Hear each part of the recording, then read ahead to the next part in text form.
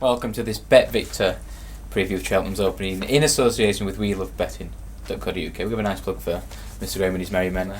And we're going to have a look at Cheltenham over Friday, Saturday and Sunday. First of all, looking at Friday, very interesting card including an exciting novice chase, a few debutants of offences. So we'll start in race order. We'll do things properly with nothing but thorough here. Speak for yourself. 3 mile amateur riders race. We put up a horse called Stand Innovation last week at Wincanton, the Badger Rails Trophy. He won, as a cliche goes, standing on his head. David Pike won the race last year with Swing Bale, cracking record in the race. How far? He should win, shouldn't he? I'm not going to argue with you there for once, Jack. For once? Wow. Obviously bidding for a 5-timer. Tick. The only question mark could be, has he gone to the well too many times? Oh, has he gone to the well too many times? He didn't look like that last time for me. I think he'll be very hard to beat in this first race myself. It's a very interesting race. Ruben Cotter, this was being talked as Paul Nicholls' national hunt. 4 miler horse. He gets the obviously very talented amateur Will Biddick. That's going to be interesting. Mr. Moss was being touted as a very, very dark horse in terms of staying handicap chasers. And Patrick Mullins rides. Very, very interesting jockey booking. The Stand Innovation. He runs under a £7 penalty. He's officially got £6 in hand.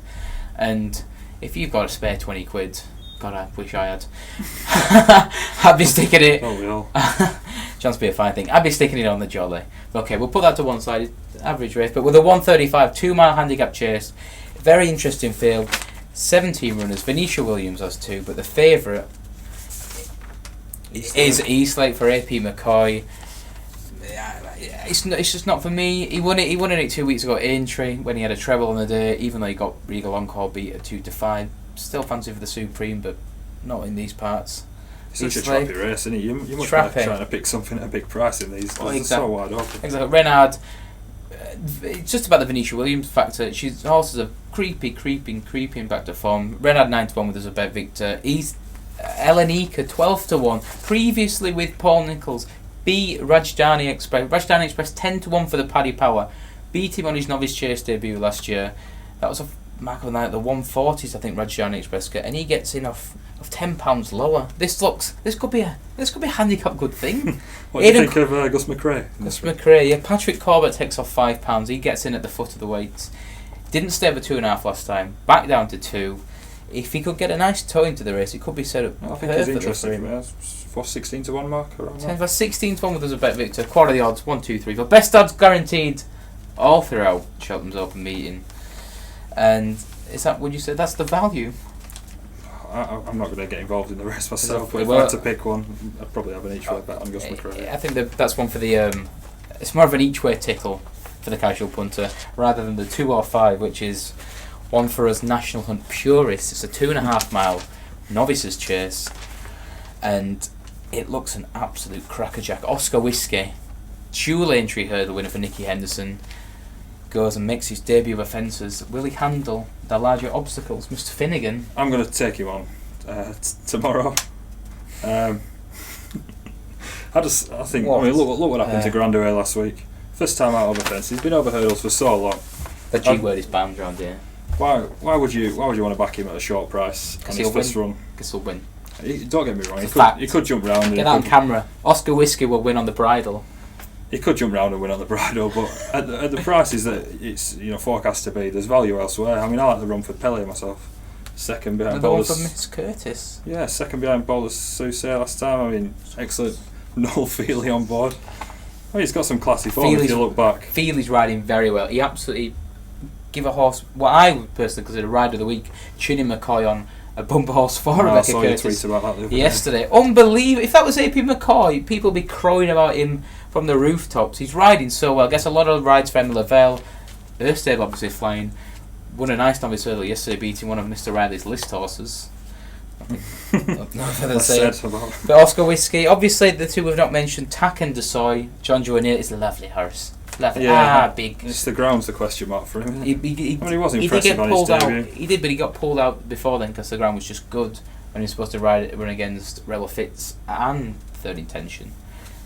The ground is forecast to be good. Do you think all these grounds on bottomless? He's a shallow hurdle. He is. I remember before Cheltenham last year, John Joe said he thought he'd be just as good on good ground, but I mean, his performances on the track don't suggest that, do they? He's not for me myself, like I say. I mean, I saw the forecast price for Run for Pelly around 16 to 1. I don't think it'll be that myself. I think it'd be probably single figures, but that's fine. Hey, even if it is, I think he's the value against the front two. I'm quite happy to take Oscar Whiskey on at odds on his first try over fences. I think maybe he'll come on for the experience, and obviously he could be one for later in the season when you like him for the juicer.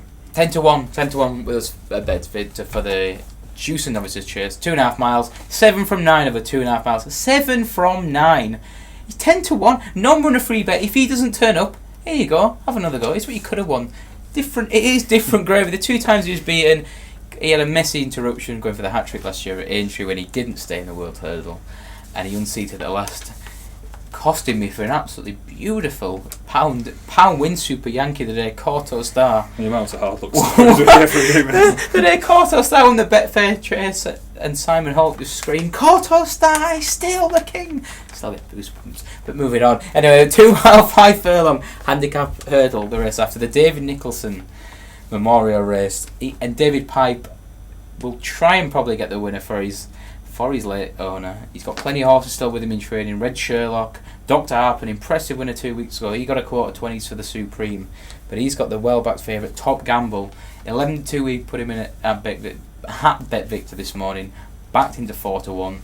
Been a 17 runner competitive trappe handicap hurdle. It's personally not for me. No, I could get involved at that price now. It's such a competitive race. Dear Lord. I mean, literally, there could be anything in that race, couldn't there? Well, that's the thing. Whisper heads the weights for Nicky Henderson and Barry Gerrity. Another Di Walters horse. He owns Top Gamble and Whisper. Gerrity rides 10 to 1 with us. That could be a big price. He won on his last start at Aintree in a competitive race. 10 to 1 could be. I mean, God's Own could be interested. I'm pretty sure he was the one that beat Grand Cru last time. Pretty sure. I don't want to toot my own, but I did say that Grand Cru was gone at the game and God's Own was a lovely price. Somebody disagreed. And somebody may have backed Grand Cru. So Grand Cru doesn't like racing. He likes standing in a field, eating, and doing some other. He's gone at the game, hasn't he? Who was on God's Own that day against Grand Cru? Can you remember? It was Paddy Brennan. He spent half the track looking over his shoulder for dangers. I don't know how much he had in hand, but he did. Apparently, he did have to have a nice little massage if you got him, because he was just looking through his legs, looking to his left, looking to the right. He was 2's on to be doing a dance during the race, but that didn't suffice. Whisper, he could be the dark horse. I personally couldn't have Top Gamble. We'll couple skip that race. Whisper. Those wanting for a few hashtag Milner multiples can stick in Whisper and God's Own for your nice little each way lucky 15s and Yankees. Don't do win singles, they're boring. Anyway, cross country race at 3:15. The circus race. Let's get horses running over hoops and jumping through fences. It's not everyone's cup of tea, is it, the race? But it's fair to say, not a big fan. Anyway, Balthazar King goes off the top weight. That's probably going to be about the 5 to 2 favourite. It'd be very hard to beat on good ground, won't it? I mean, Diamond Harry could say is interesting after the mark he's running off, but how can you not like Diamond Harry? Well, he's a lovely nothing, horse. has he, recently? I know, he won the Hennessy back in the day, but he didn't beat the Hennessy. I think he beat Burton Port and Denman in a Hennessy. The key to these races over the cross-country fences is all about the experience. It is. It's kind of horse jump on a ball and then through a fence, isn't it? And Balthazar King has done it many a time. Balthazar King can. I think he might. Did he win the race last year? He might have finished second to Willie Mullins' Uncle Junior. He reopposes again. 12-year-old now, though. I mean, surely his best days are behind him, aren't the Uncle Junior? And he doesn't get any weight this time. He was getting weight last year. It was a handicap. I think they've tweaked the requirements, but Edna Bolger's got a couple in. He's generally got a good record in the race. He's obviously got no guard Sean Petra these days. God bless the horse. But okay, we'll stick Balthazar King in for the mythical. Should we go for the mythical each way Trixie? Well, why not? It'd be rude not to. No, well, you tell you what. There's one more race on the card, so we're going to make it a lovely looking each way Yankee. Tony Martin brings one over. He had one in the first, but Ruby Walsh is legged up on Quick Jack in the finale. 20-run handicap hurdle. Jack be nimble, Jack be quick. Jack is tipping terribly. Quick Jack, Tony Martin and Ruby Walsh. He's probably going to mean about 7s, 8 to 1. He was second in the November handicap last week, and he looks one of these. Tony Martin, absolute handicap. Well, you've always got to look out when Walsh is riding for Martin. Oh my lord! Strike rate for the Ruby turns down rides for these other trainers. I think that's his only ride on the card. Ruby's come over for one. He's just won an RV Collegiate Edge. 20s from 33s was a BetVictor for the BetVictor Queen of the Champion chase. Don't know if he'll turn up though. He likes to go right-handed. But Ruby Walsh is riding out of his skin, and hopefully we will be tipping out of our skin for Friday, Saturday, and Sunday. No promises. You're aware of my bocking ability. Okay, there's your lovely looking each way Yankee. We've got Quick Jack in the last, Balthazar King in the cross country, Romford Pelhay in the 205. It's a 4 in a race, Paul. We can't put it in, unfortunately. We'll put Stand Innovation in the first, and in the 7-4 is not much of an each-way price. If it wins, it is.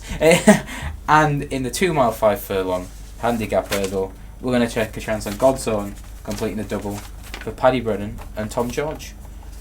Aye. And for all your betting needs, go to betvictor.com. Be lucky.